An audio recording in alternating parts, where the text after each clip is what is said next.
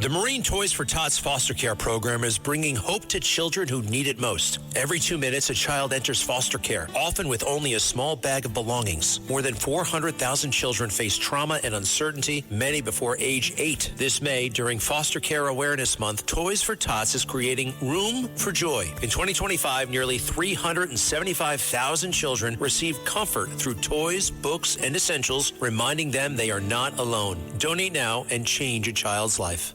Listen, all you New Yorkers. Taxi. Okay, man, we're looking around. This is the 77 WABC minicast. Dave Scott in Canada. What do you have to report? Well, number one, we have a UFO situation happening here, not in the air, but in Washington, D.C., where allegedly there was a major meeting on a UFO briefing that even saw Steve Scalise involved, where they went into one of these skiff places, these rooms that we're not allowed to bring cell phones in, not allowed to bring any recording devices, no Apple Watches. And apparently the big news out of that is they saw things that are unbelievable. Literally unbelievable. And when pressed by Askapol's Matt Laszlo on this situation, they said, well, we can't talk about this publicly yet, but what we saw would blow the people's minds. Now, for people like you and me, we're getting tired of hearing Tim Burchett or Eric Burleson or Scalise or anybody like these saying these things, because in the end, it's not really pressing the story forward. It really is kind of holding it back. They keep saying things like Burchett last week. If I had seen, or if the public had seen what I have seen and been briefed on, they would burn the world down. I mean, it's getting ridiculous with what they are saying because they're not bringing any information later. And we don't know if that information that they have is actually going to come out on the future aliens.gov that the president reiterated yesterday that they are going to be putting out paperwork on there imminently for the public to read and actually see what they know about UFOs and non-human intelligence. As for the scientists that are going missing, they are pressing the FBI with it. Eric Burleson was talking about, or was asked a question about the FBI today, whether or not they are actually investigating this subject. He said their response from the FBI was, what's going on? We're not going to confirm or deny anything. It was total Sergeant Friday on this one. So I don't know what's happening. Everything seems to be a big secret, and we're stuck. So nothing's changed. So nothing's changed. Unfortunately, no. And there's no imminent announcement, except that they have said there is an imminent announcement. Yeah, and I think what's happening here, Walter, is literally we're getting tired of the word hype. There's a lot of word hype going on right now regarding this subject of UFOs. And for a person in my position, it's extremely frustrating to see it happen because you want to move the news ball forward. You don't want to stay stagnant and dribble it at center court waiting for something to happen when nothing is going to happen. So here we are, stuck with this subject, and I wish I had more. Well, we're not stuck with the subject. Well, we're stuck with the conspiracy of silence. You would know that better than I do. You've been covering this for years. Maybe not this subject, but the way the U.S. government works. No one knows how the U.S. government works because it's too big. It's 1/3 the population of America. You realize that 1/3 the population of America works for the government. Well, that's an enormous bureaucracy that doesn't communicate with each other. It's challenging enough to get a driver's license. Imagine getting out information about UFOs. I couldn't imagine. That's kind of where we're at.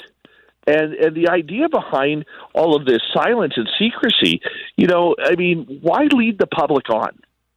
Is it just to get their name on News Nation or Fox News or CNN?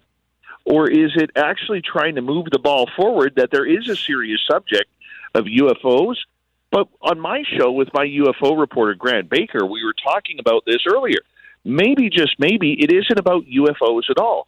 Maybe what they're scrambling on is how to cover up the technologies that they have, or that places like Lockheed Martin and Lockheed Skunk Works have built, and other military companies have built, that they are testing in areas like New Mexico's White Sands or Nevada's Area 51, where they are actually trying to figure out how are they going to cover this from the public. And we don't want the public asking about all these trillions of dollars over the years that have just vanished from the budget with no accounting. So I think it's actually leading more towards that type of secrecy than it is about aliens and UFOs. The secrecy about where did all the money go? Absolutely. You think that's what it is, Dave Scott? I would put my Canadian dime on it. Your Canadian dime?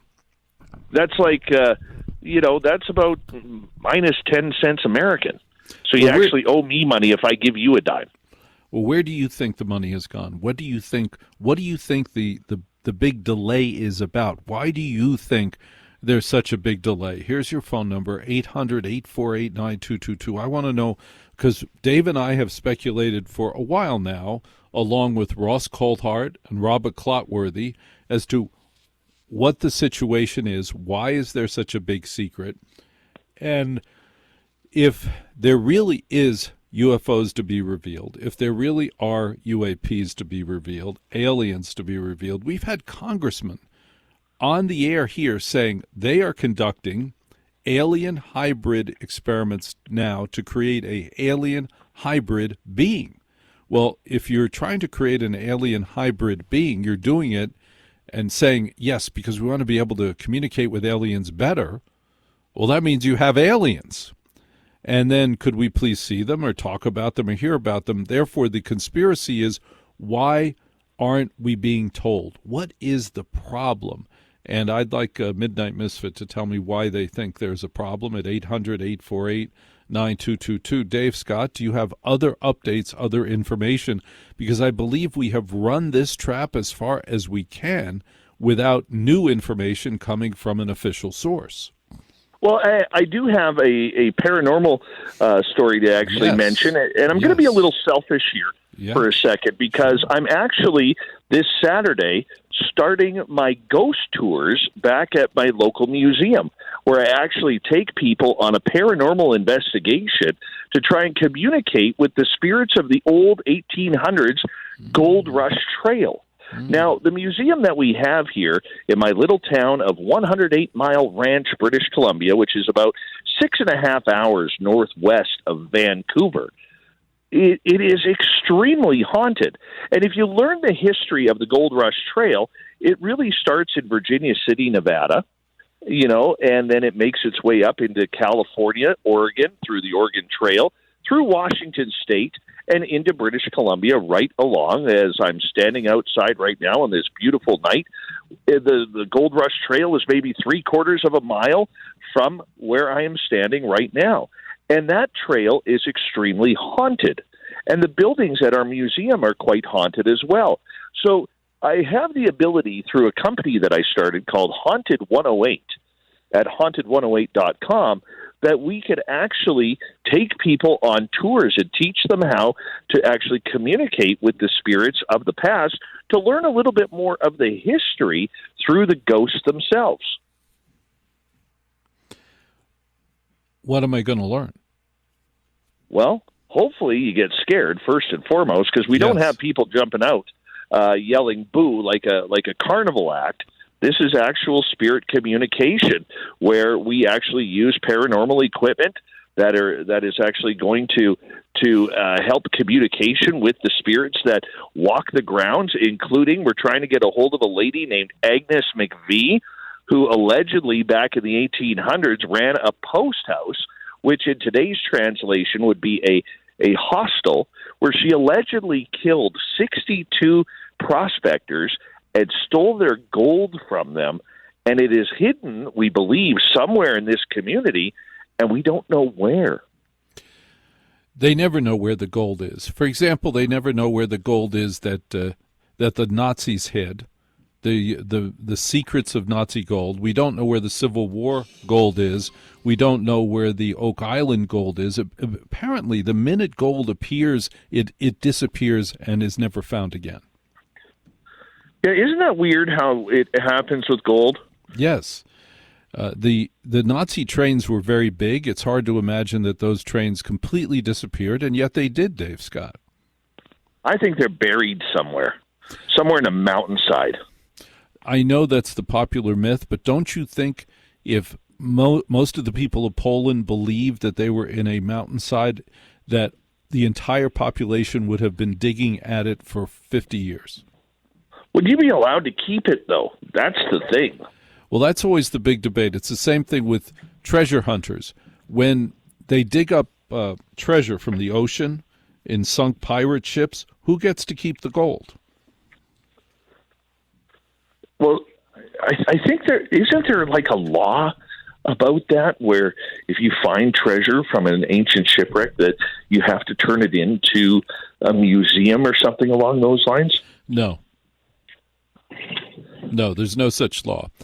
I'm sure there's a maritime law, but it isn't to turn it into a museum. I think you have to split it a certain way with the country that controls that part of the ocean.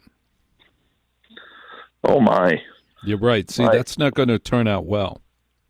No, would you tell if you found gold? Like say you were walking the trails here, and all of a sudden you saw an old baggie sticking out of the ground, and you open up that baggie and it is filled with gold pieces. I mean, considering gold is almost at $10,000 an ounce, or I think it's $5,000 an ounce right now. $5,000. What would you do? What would I do? I would say to you now, in a rational moment, I would tell nobody except my wife. But that isn't what would happen. I would tell nobody but my wife, yet mysteriously it would get out. It would be known. For example, you have fantasized about what would you do if you won the lottery. And the first thing you say is, I'd get a lawyer and an accountant, and I would tell nobody. And yet, an hour later, people would know. How they would know, I don't know. But they would know, and your life would be ruined. Isn't it interesting that nobody who's won a major lottery prize still has it or has a better life? Well, they probably changed phone numbers a dozen times, too. A dozen times. But no, it's always tragic ends. People killed themselves. It never seems to end well. The guys who get $1 billion never seems to end well. I hear you there, and trust me, I've had that conversation as well with what would you do if you won the lottery? Right. And I think you got to hop on a plane and just get the hell out of Dodge for a while. But my favorite response is to what would you do if you won the lottery? My favorite answer is, well, I wouldn't quit my job. What do you mean you wouldn't quit your job? No, I wouldn't quit my job. Well, guess what? You might not quit your job, but they'd make you quit your job because it'd be just miserable to have you the major distraction 24 hours a day at that job. Yeah, like you're working on the production line for like $18 an hour. Yeah. And all of a sudden you're going to sit there and say, after you win, like, say, $45 million on the lottery, oh, no, I'm going back to work tomorrow because I want the benefits, or I like my job, or whatever I do. No way. I'm not. When the lottery gets to be $1 billion, my guiding principle is you would be an idiot not to spend $1 on it, and you'd be a bigger idiot to spend $2. Well, that's why if I win the lottery, I got two people I need to call: my lawyer and my best friend, who is a multi-million-dollar investor. And then from there, what I plan on doing is hopping on a jet and going to hide. Get my kids together and go hide somewhere for about 6 months. Dave Scott, Spaced Out Radio. How do we find you online? SpacedOutRadio.com. You can also join me on my podcast, which is free to download on any major podcast network, including Spotify. Roger Stone here. Every day you wait, your money loses value, but gold and silver don't follow those same rules. American Sovereign Bullion gives you access to a nationwide wholesaler network, helping you secure aggressive pricing on real physical metals. Call 844-272-2428 now to get your free gold and silver guide to learn how to protect your wealth with physical gold and silver, delivered right to your door or with a gold IRA. Visit asbgold.com. That's asbgold.com for your free gold and silver guide today.